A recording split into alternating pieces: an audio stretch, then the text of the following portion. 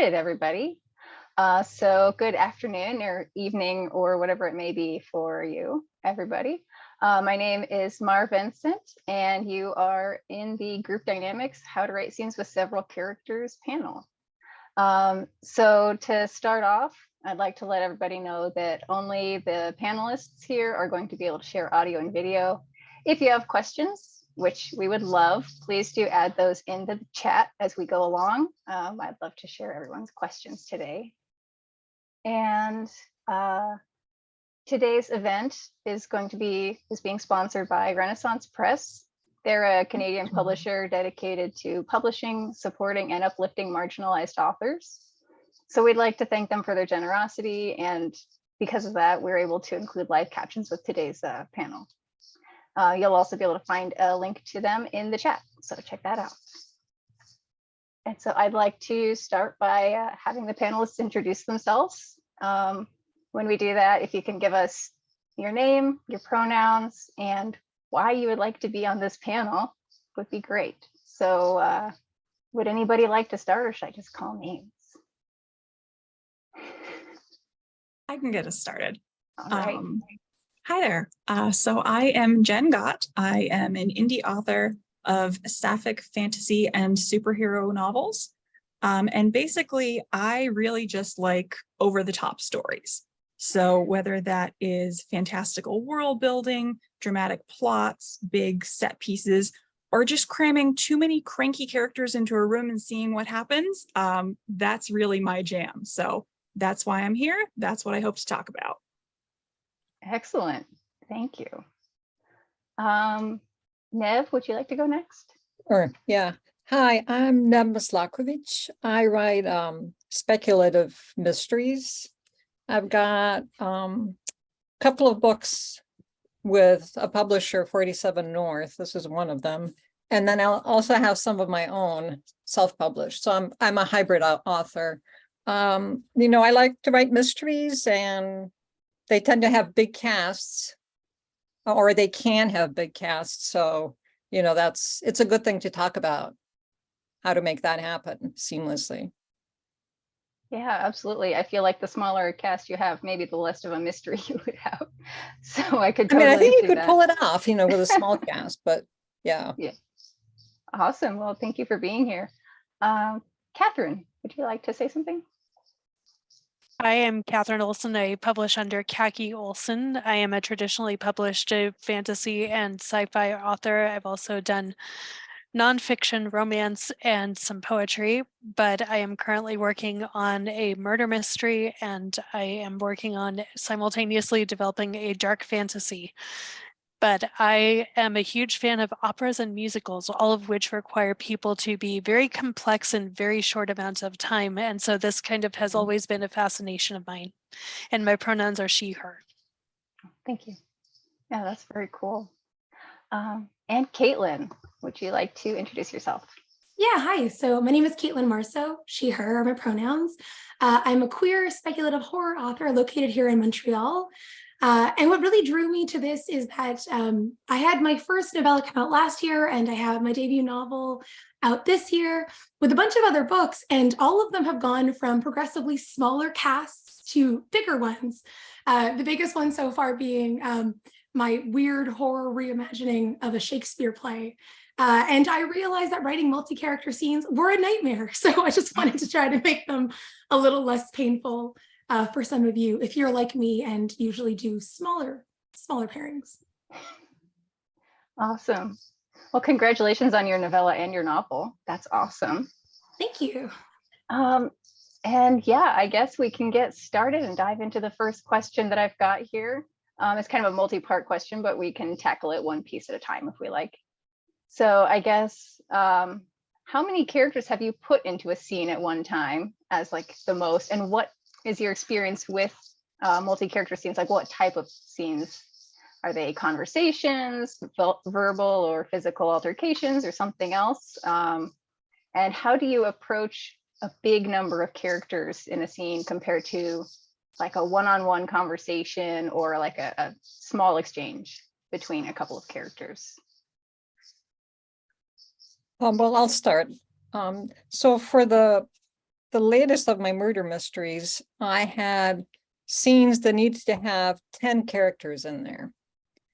And, so if you have a lot of characters, it's party or a cocktail, cocktail party, or it's a meal, like a dining table or something like that. So, I had one scene was a party, several scenes were conference tables, and then at the end, there's a big town square scuffle.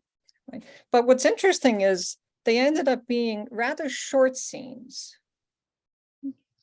Right. So because with so many characters, you can't really dive deeply into all of them. So you end up sort of just progressing your story more than doing, a ton of character development necessarily, if that makes sense. Everybody had their own agenda. Some of them were just small, like, in a meeting, somebody just wanted to be not called upon. That was their agenda. And then others were maybe plotting murder. I mean, it's sort of like, there was a whole scale of things that people were thinking about. But I love that the spectrum ranges from not wanting to speak to plotting murder. Those are your only options. I guess the point being, everybody should have their own agenda in the scene, no matter how many characters you have, even if it's, somebody just, whatever, walking through your frame. They're there for a reason of their own, right?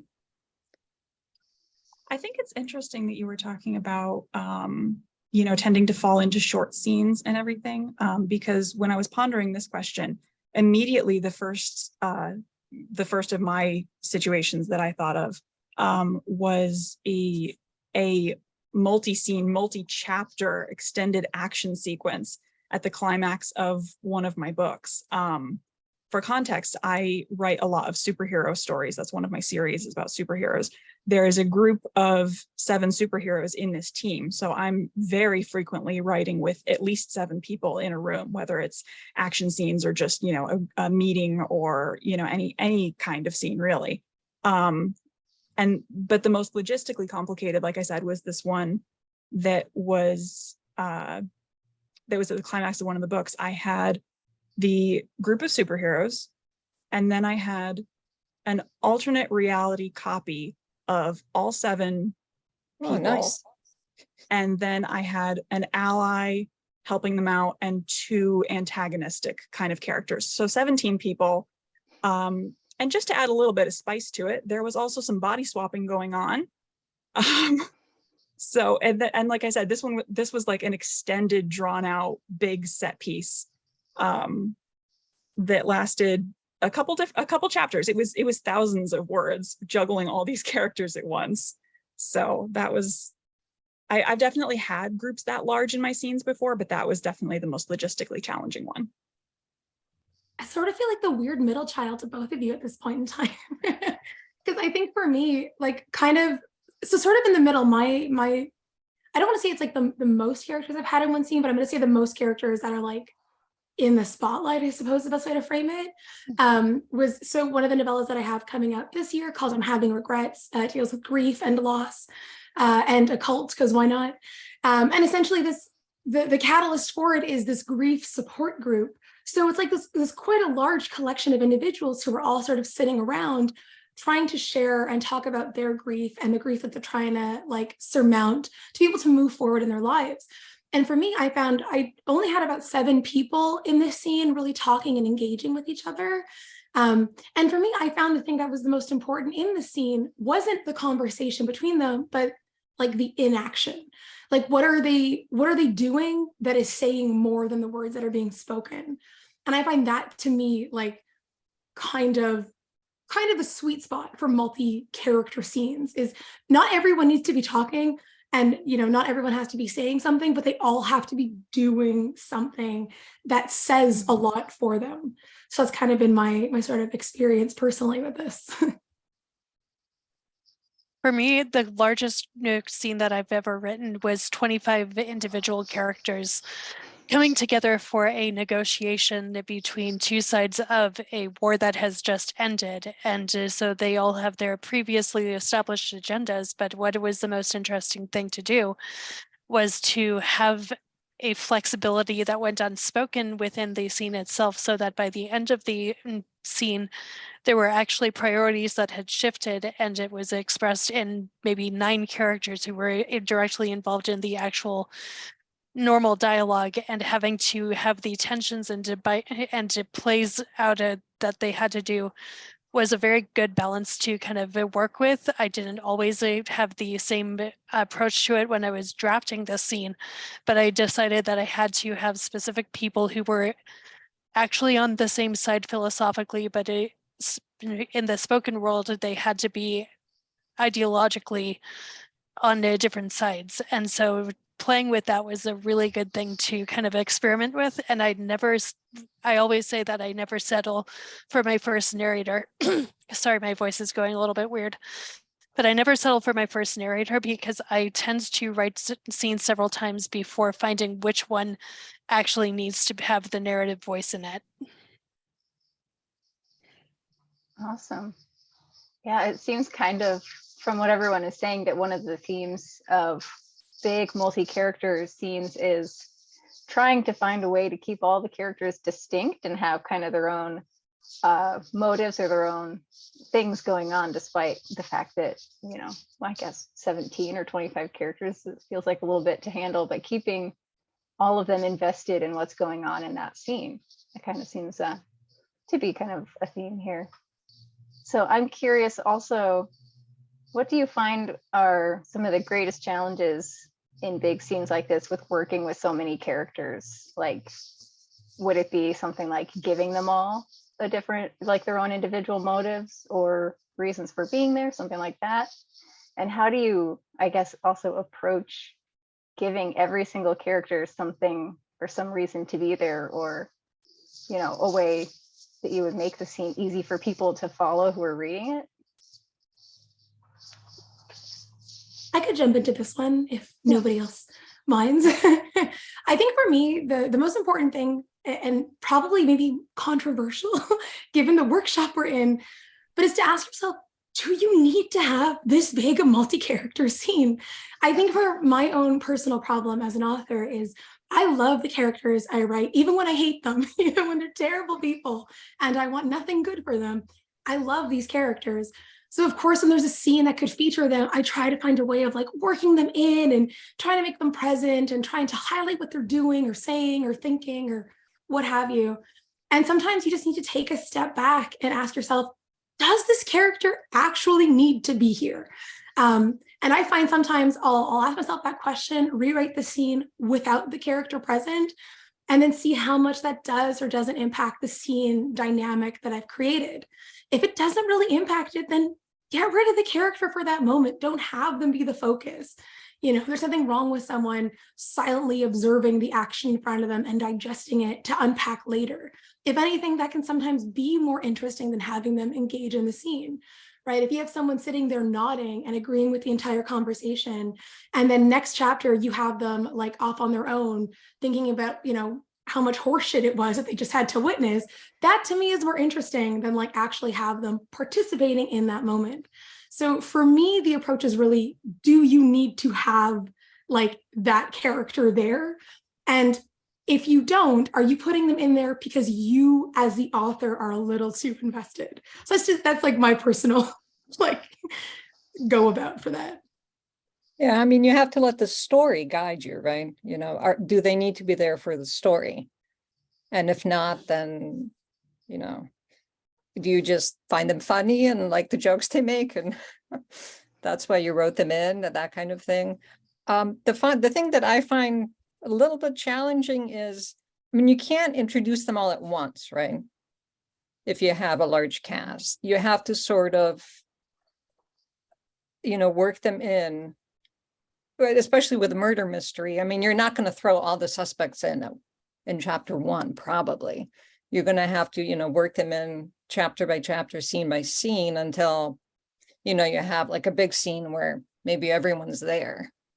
So I tried to do that, just kind of plant clues as to who might be important later.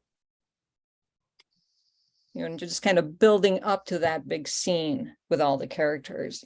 I don't know if that maybe that's specific to murder mysteries as opposed to like fantasy, where you might start with a large cast immediately.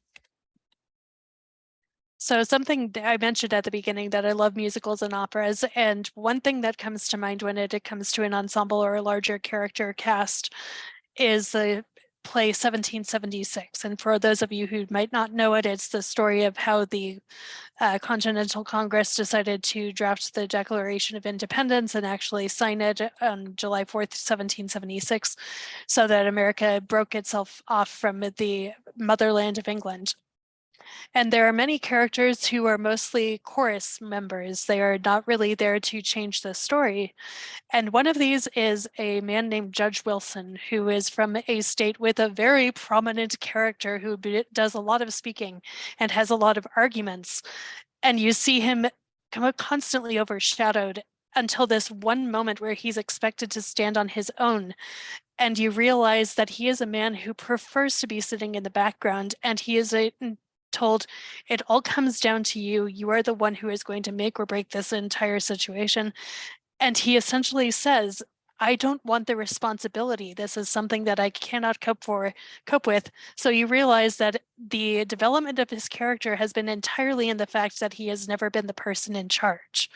That is one thing that I like to kind of look at it in terms of who needs to be there, is what is this person in the scene learning from the situation at hand? And the other thing that I wanted to bring up is I'm working on a large story that each chapter has what my co-author refers to as a teeter. It's a situation in which things can be completely out of control or completely under control, but because of a certain mitigating factor, the result is achieved. And so for each chapter, we go through the characters involved in the scene and what the teeter is going to be for each one of those characters. So in terms of planning a scene that has multiple characters and multiple dynamics that have to shift or to stay the same, that is something that can be really valuable to set up and to develop. Yeah, and I would say that those are all excellent big picture thoughts that everybody's been sharing so far. I'm going to go ahead and get into a little bit of the nitty gritty on here, because you were asking about like clarity and making sure that you understand, you know, what's actually going on. And so for me, that's the clarity of the issue is a big thing that I think of with large casts. I get kind of obsessed with that. There are two main points that I kind of lean on when talking about the actual clarity of a situation like this.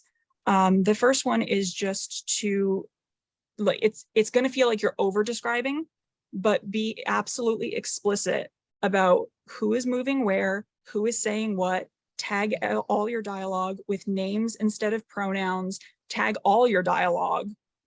Like with two characters, you can frequently get away with dropping a little bit, but when it comes to the larger the cast, the more important it is to be absolutely explicit about everything that's happening. It will feel like overkill to you while you're writing it. It will absolutely feel like, oh my God, this is amateurish and garbage and no one actually cares about if it's this. They care. It makes a huge difference to just to be clear about everything. You know, your readers, most of them will thank you. You yourself in 6 months after you've forgotten what you've written will thank you. So that's one of the things. The other thing is just to like always know how to control the like mental narrative camera. This is something I could ramble on about literally forever. So I'm going to really try and condense the point, but whether the reader is the sort who physically pictures the story in their head like a little movie or not, there's always a point of focus within the narrative, and everything from how much time you spend describing something to the way you describe it to the order in which you describe things, it's going to pull the reader's attention along from point to point within this imaginary 3D space. And so just learning to like be mindful of that and knowing how to control where your reader's attention is it's going to be enormously helpful in a scene with any kind of a lot of moving parts, whether that's a large cast or a complex action scene or even like a steamy love scene. That's I hope that awesome. the steamy loved scene doesn't have as many large group numbers, personally speaking. Now, see, I hope it does. I'm just not comfortable writing an orgy. I will say that right now. I guess it depends on the book that you're writing, doesn't it? Well, that was awesome. Thank you so much for all of your answers. So I see that Emily has put a question in the chat here, which is awesome. Also, because it kind of dovetails with the next question I had as well. So maybe I'll kind of see if I can put these together. So Emily's question was, what are your thoughts, Ari, crafting storylines with multiple characters? And my next question was, when you have a story with multiple POVs, how do you decide which one of those POVs to use in your big multi-character scene? So I think that, yeah, how do we approach multiple characters, multiple POVs, and really big casts? Who has the most emotional anguish in the scene? I mean, I say that kind of as a joke, but it is actually my rule of thumb. There's occasionally a time where you want to see a reaction from the outside that will have more impact sometimes to see it from the outside. But generally speaking, I pick my POV based on who is going to be not necessarily in the most pain, but definitely the most emotionally interesting response to the events that are happening. Because it's Tolkien reading day, I am going to refer to Lord of the Rings. We have two main narrators for this, which are Samwise Gamgee, who is Frodo's companion, and we have really Gandalf, who is the group leader overall and who has the larger picture in mind. And really, it is the purpose of this book, or these 3 volumes in one book as it is, for them to tell the story of a success and a failure. And in order to do that, they are the ones who have to look at both the largest scale and the smallest scale. If you want to look at people who do this really well, I recommend the authors Michael Stackpole and Aaron Alston. They wrote on the same series, and one of them only ever talked about a few characters in his entire books, and the other looked at the communities and the people who were involved in the other side of the conflict. And so that was intentionally done according to the publishers themselves, but it's something that can be explored in terms of what you want to do about finding a middle ground.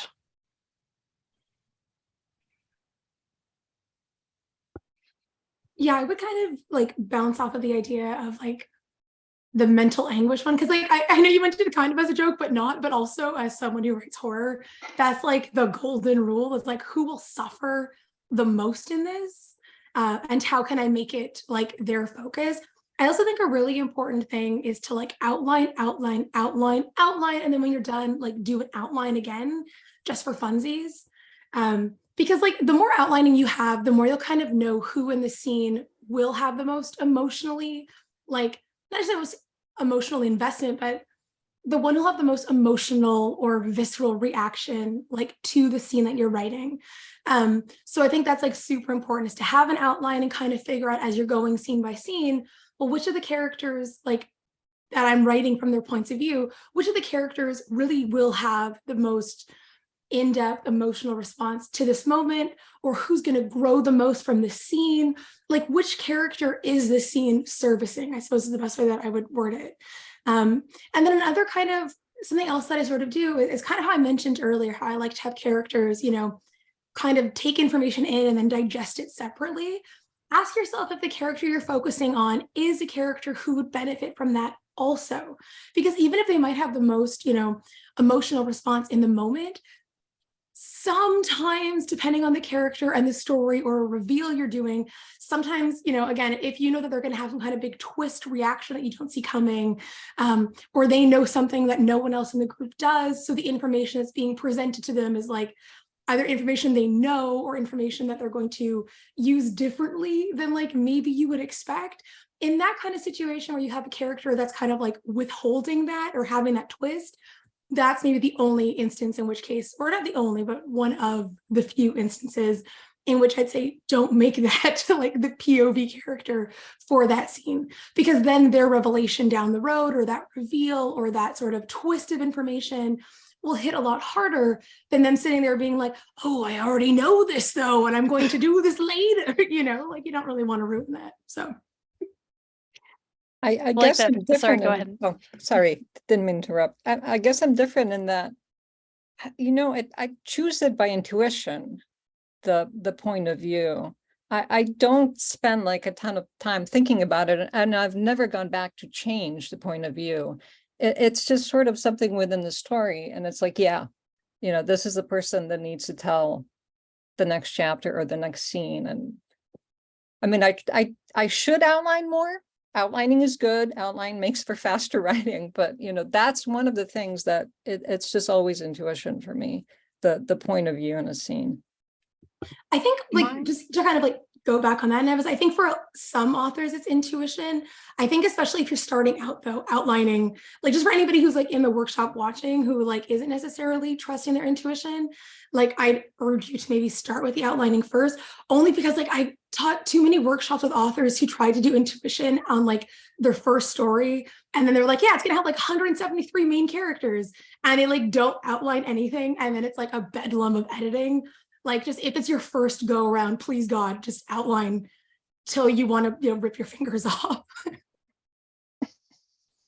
And if you can do outlining, I mean, I think it's an excellent thing to do. And I do try to outline my stories, and then I'll start and realize that something I thought would work doesn't quite work the way I pictured it. And so I'll go back and redo the outline. So, yeah, I mean, it's an iterative process, but definitely a hard agree on the outlining. Yeah.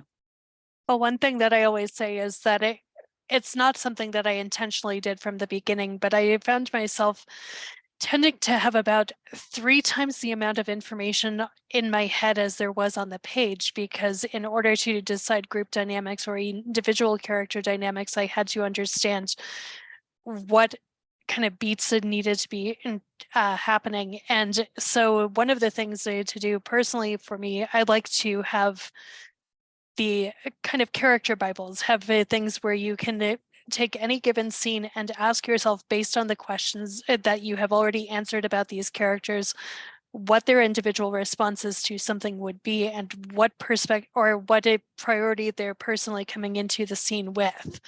And one of the things that I did want to give advice on was with the POV character. I think Caitlin was the one who said, oh, I know this is how it's going to happen. Oh, I know everything's going on.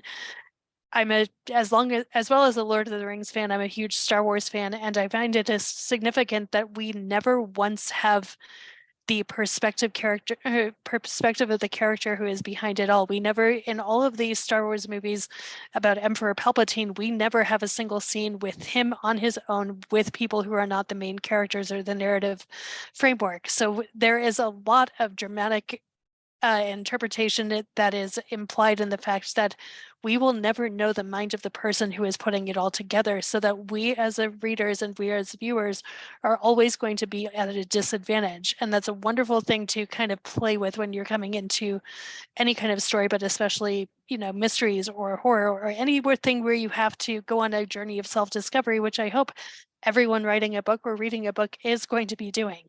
Otherwise, it's not very good. I think that's a really good point, that there are some characters whose point of view, having their point of view, I guess, would diminish the power or the impact of the story that you're telling. I think that may be kind of what's going on with, we don't know what Palpatine is thinking. Well, if we did, it would potentially, diminish the power of the story. Well, thank you guys for your answers to that question. That was pretty great. I'm seeing that we have, oh, the chat's getting away from me. We have a question from Jade. It looks like she's going back to something that Jen had mentioned on our last question about finding that focal point of the scene. And she's curious what questions can I ask to find the crucial scene focus point? I don't know if that's something that, Jen, would you have something on that, or does anybody else have thoughts to share? I mean, yeah, I mean, I don't know that I have too many like specific questions in terms of finding, you called it the focal point. I typically think of it as like the emotional core of a scene. Like, what is the actual point of it? What do I want readers and my characters to latch onto? I am unfortunately kind of an intuitive writer. I frequently just know what the emotional point is. But if I'm not really sure, it's usually a sign that it's actually missing. So I try and look at the scene from a little bit broader perspective and figure out like why doesn't it have an impact, a deep impact on my character's emotions? What would make them suffer more if I added it in? Should the scene be playing more into a character thread, and it's just not, it's a missed opportunity to like dig deeper into what the characters are actually going through. If you think that you have a pretty good actual scene and you're just having trouble like getting into it, I usually just sit there and literally daydream, okay, well, what's a scene going to feel like if I tell it from this point of view, and what's a scene going to feel like if I tell it from this other point of view? And those are pretty much the only like actionable kind of things that I do when I'm stuck in this. Like I said, I'm sorry, I'm pretty intuitive when it comes to my stories in general. So that particular thing, it's a little bit harder for me to break down. Yeah, same here. I mean, I've gone back and, to scenes and said, all right, this is missing something. I need to put in, more of an emotional impact. But how do you know that that's missing? Is it something that we've kind of learned as readers to be on the lookout for? We've trained ourselves to expect it, and then you go back and you reread what you've written and you're like, this is just kind of flat. It's missing something. Maybe that's the best way I can say it. It's not really, it's maybe a reading experience, not so much intuition, but just the experience of reading all the other novels I've read in my life that tells me, there's something missing in this scene. Yeah, you'll frequently in writing circles hear the advice of, oh, learn to read like a writer. I think that you need to learn to write like a reader a lot of times. I think that maintaining that freshness and that understanding of how stories are supposed to feel and how supposed to make you feel is very important. Yeah. Well, I had there's something of a Mandela effect. If you don't know what that is, it's simply speaking, where a large group of people have an impression of something that didn't actually happen, and therefore question whether or not it was a part of reality. I had two separate readers who were looking at my first novel, Swan and Shadow, and both of them agreed that they thought it was completely different take for this one character to be the narrative voice in this scene, because they remember the previous draft where that was not the case, where actually that scene had never been written any other way. And so I often find it's something to consider whether or not you are giving away too little or too much emotionally in a scene, and what the benefits of that would be in the rest of the story. One of the editors that I worked with, who gave me perhaps the best advice of my life in terms of writing, she said that if each scene does not have a drive towards the ending that you are trying to achieve, cut the scene or change the voice. Nice. I like that. That's some really good advice. Caitlin, did you have anything to add, or I can jump over to the next question? No, feel free to go to the next one. I mean, I feel like everyone's had like such great advice. What could I add to that? Awesome. Steph has a question, which I think is a pretty good one. If writing a first-person POV do you have any pointers on how to write scenes with a lot of characters without losing your main character? I think that sounds. Have them as confused as your reader. No. Like in all fairness, so one of, I don't know if I mentioned it, but one of the books I have coming out this year, the Shakespearean one, which involves like psychedelic cannibalism, and it's just like a whole weird thing. One of the things that I found in each chapter, because it changes points of view throughout. If you're in a big scene with plenty of people and like wild things happening, it's okay for your character to be confused, to lose track of people, to kind of feel almost like they're drowning in the scene. And I wouldn't encourage it, obviously, for every chapter you write or every scene. But I do think that like it does almost add like a level of authenticity. Like if you're in a crowded room and you don't know everyone in that crowded room, you're going to feel small. You might feel overwhelmed. You might feel like you are losing yourself to the setting that you're in. And I think having a character, having that moment, being like, oh my God, there are so many people here. I do not know what's going on. Very fish out of water reaction is a really normal and like almost expected reaction for a character to have. And then the other thing too is like if they're losing track of character, so they're having a conversation with like 3 people and then a 4th one comes up, and so they turn their attention to that 4th person and they like go back and then the 3rd one's gone. That's okay too. Like you don't necessarily have to have like, I don't know, like GPS location on every character in the scene. It's okay if you in, your first person character gets confused, loses track, or kind of like off the corner of their eye notices somebody wandered away. Like it's fine. I think sometimes in multi-character scenes, especially in like first person, we want to make the reader aware of everything that's happening, but we're also trying to stay authentic to the character. And I think it's okay to not tell them every single thing that's happening, especially if your character doesn't necessarily know that either. So like, it's okay to lose them in the scene also. I think it's also is something where it's important to kind of pay attention to the pacing of any given scene. I remember reading a story by someone who had a character. This was literally as opposite to this discussion as possible. She had 2 characters having a 5-minute conversation, and it took so much longer than it should have, because in between these lines of dialogue, she not only had each character consider where they were in the conversation and what they were thinking of doing next, but then she had them telepathically communicating with each other about that and having reactions to that. And it would have taken 25 minutes to have this conversation because they were just stopping for long periods of thought. And so for me, one of the things that I kind of do to bring out a character's voice when they're the narrator is to consider how many times in an average conversation you are just taking things in and what moments give you genuine pause.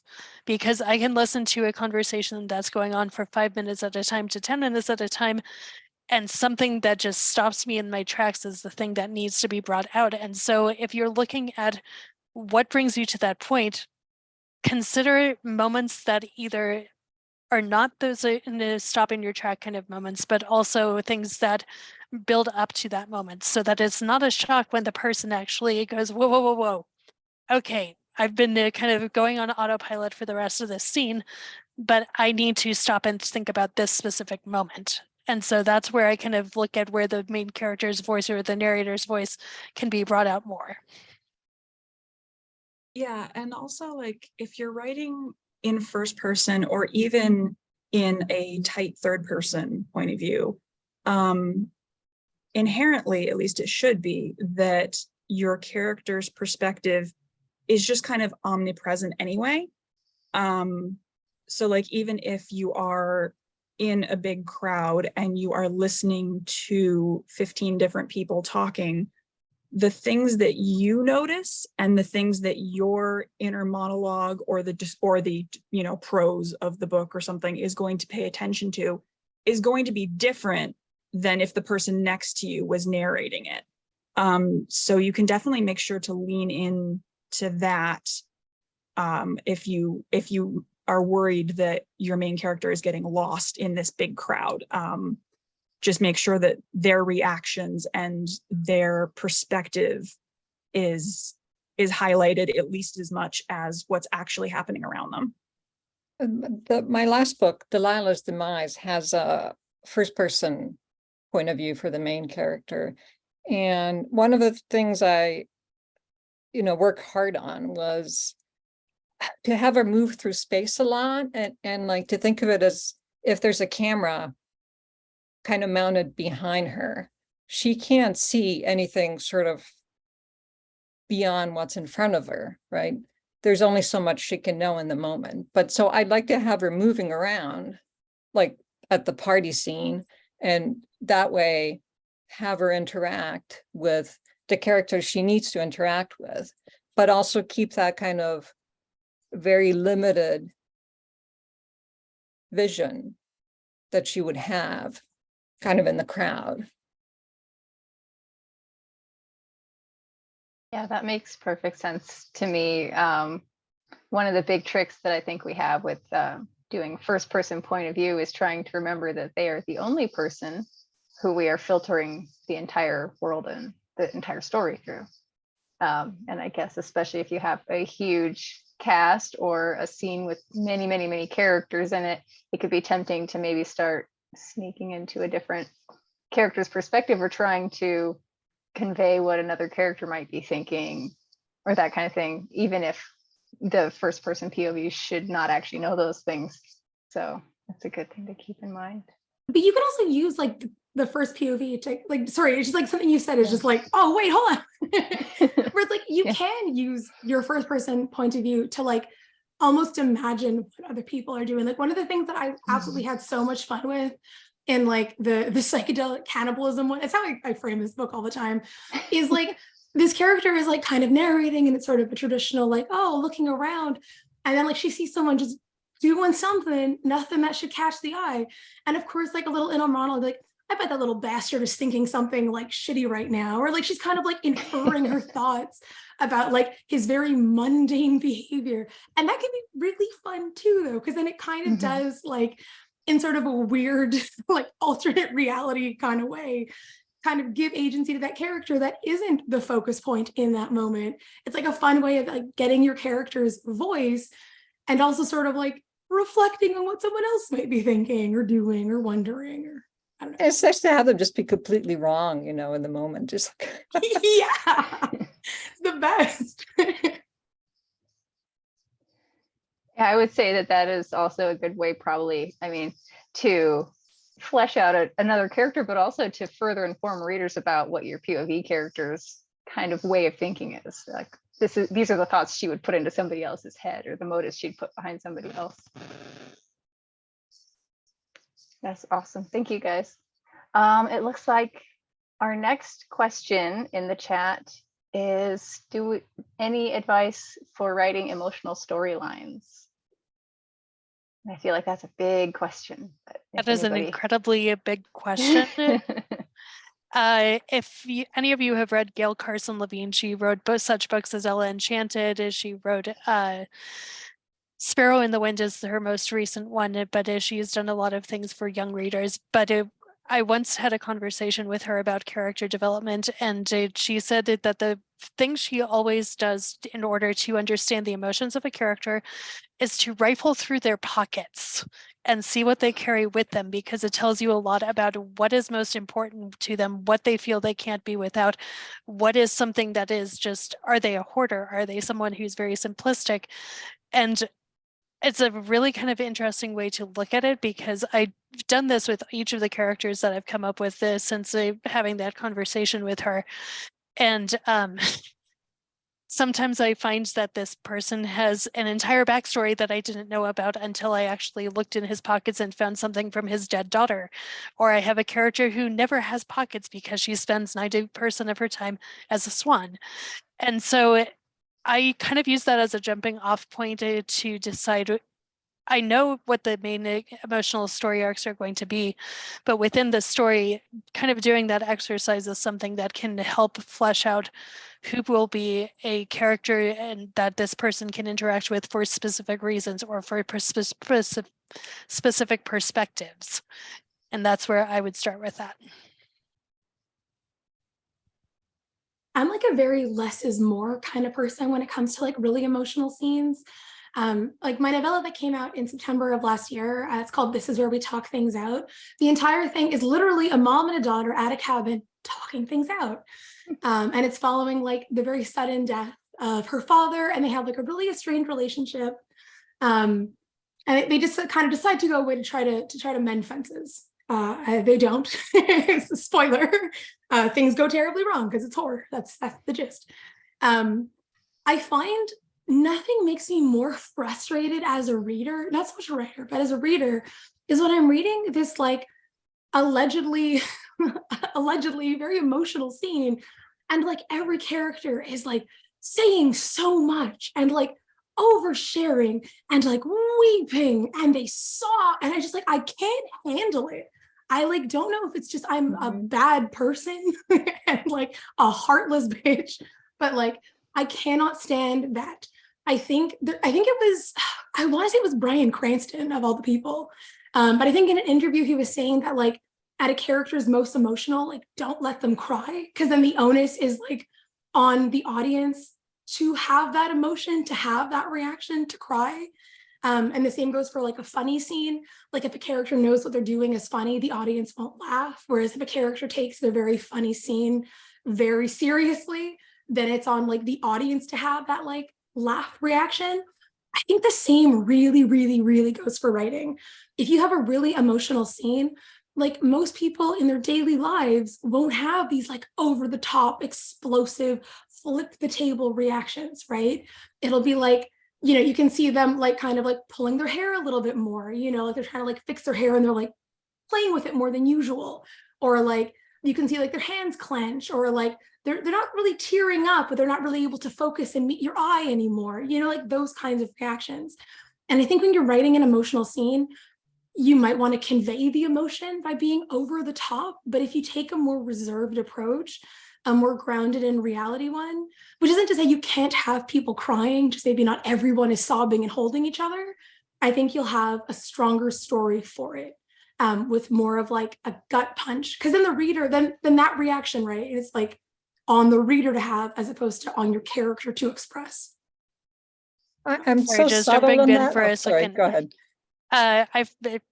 I hate to keep on referencing other people's works, but I just learned so much from books that I read. And there's a wonderful one by Robert Galbraith, who is, of course, the pseudonym for J.K. Rowling, but she writes these murder mysteries. And there's the book Lethal White, which is the 4th book in the Cormoran Strike series, where one of the people is completely wrong about it, the emotional journey of another person, and is judging her for it.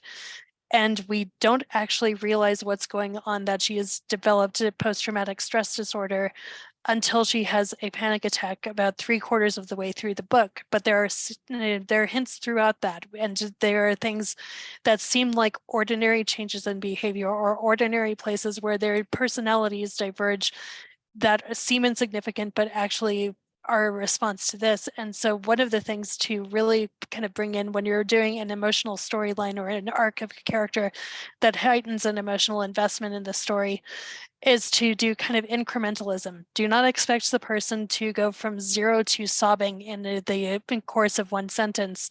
This is something that it is very important to start setting up in small ways, and to think about that in ways in which they are divulging or withholding something. Go ahead, Nev. Oh, I to go back what Caitlin was saying, one about, you know, the subtle ways of expressing emotional scenes. The way I learned that I was being too subtle was my first editor, you know, would write, and what does she feel here? And then on the next page, it would be, and what does she feel here? And I don't know if it's a, you know, neurodiverse thing or what, but like a lot of it was there in my head. Like I knew what the characters were feeling, but it wasn't there on the page yet. And so, I mean, nowadays, you know, I kind of let myself have fun because I don't write. I mean, my stuff is, I'm not going to call it cozy or, you know, but it's more lighthearted than heavy. So I can let myself have fun with the reactions. But yeah, that was sort of like, that was interesting. I find it so interesting you're talking about neurodivergence, because one of the ways I try to keep my characters realistic is I'm like, what do I do when I'm masking again? And I'll try to like do that. Like, if ever I'm trying to like imitate someone in this scenario, what are the things I normally do again? And I'll like kind of use them. So like the hardest characters for me to write are like, normal people. Like, yeah. all right, so Yeah. like Okay, people, I what's don't know, normal? and whatever normal is, but Yeah. yeah.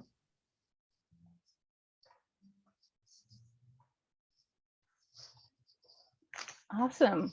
Well, I guess, Jen, if you had anything else to add to this question, that would be the last question, it looks like, because we are close to wrapping up, I believe.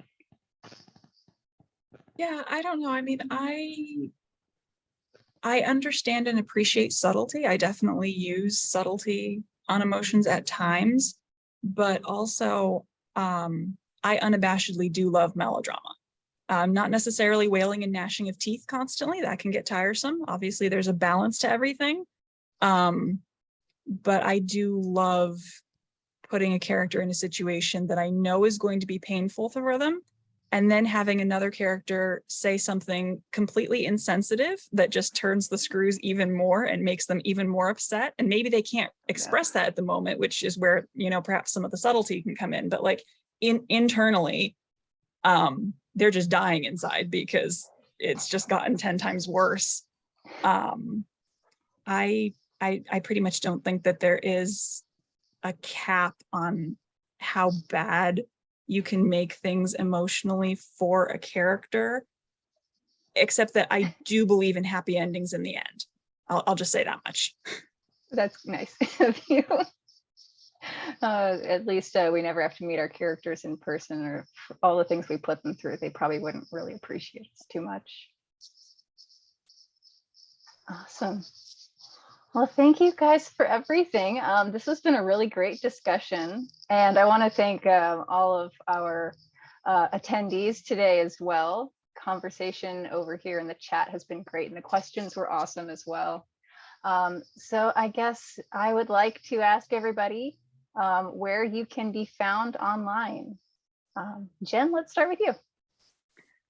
So the main hub of everything is just my website, jengott.com. I'm very much in social media flux right now because of all the different upheaval on the different platforms. At the moment, I am on Instagram, TikTok, and Mastodon. The links to those are all on my website, jengott.com. I have a newsletter there. I have a blog there. Everything is on that one hub if you're curious about anything about me. Awesome. Nev. So yeah, same my website, and I see it's in the chat there now, nevmaslakowicz.com. I'm on Mastodon these days in the Wandering Shop. I'm just Nev there. On Twitter, very, very little. So yeah, and there's a newsletter sign up on my website too. Thank you. Awesome. Catherine. I really need to update my website because it is woefully out of date, but most of the time, if you want to see what's going on, I am on Twitter, Khaki Olson Creative. I am on Instagram with the same name. You can also just find me on Facebook as Khaki Olson. I also want to give a shout out to my main passion project, which is the podcast A Sacred Fellowship. If any of you like Tolkien or storytelling, or just want to listen to me ramble for 2 hours a week. So, thank you. And Caitlin. Yeah, I'm pretty much on all social media at just Caitlin Marceau. Thankfully, no one has my name yet, so it's easy to find on all the social platforms. And then you can always find me on my website, caitlinmarceau.ca, because I had to be different as a Canadian. Especially, it's great to check out, especially if you like outdated websites from like 2018. Peak. And then I have a newsletter, Everything is Scary All the Time. So that's, I think, on Substack. It's been a while since I sent one out, so you don't have to worry about me spamming you at least. Thank you. I personally, my website is for fiction editing. It's called marissafictionediting.com. I think it's in the chat if anybody's curious. But if you want to find me as a human being, I'm on Mastodon and Twitter at Mar of the Books. So I just like to talk about writing and books there. Um, This panel was originally part of the event Storycrafting Sessions Drafting. This was a virtual conference hosted by the Weeknight Writers Group, a social enterprise dedicated to providing accessible and affordable community and educational supports for writers. To find out more about the Weeknight Writers, go to businessforauthors.com/weeknight-writers. This event was also created in partnership with Renaissance Press, a small publisher dedicated to supporting diverse voices. You can check them out at pressesrenaissancepress.ca.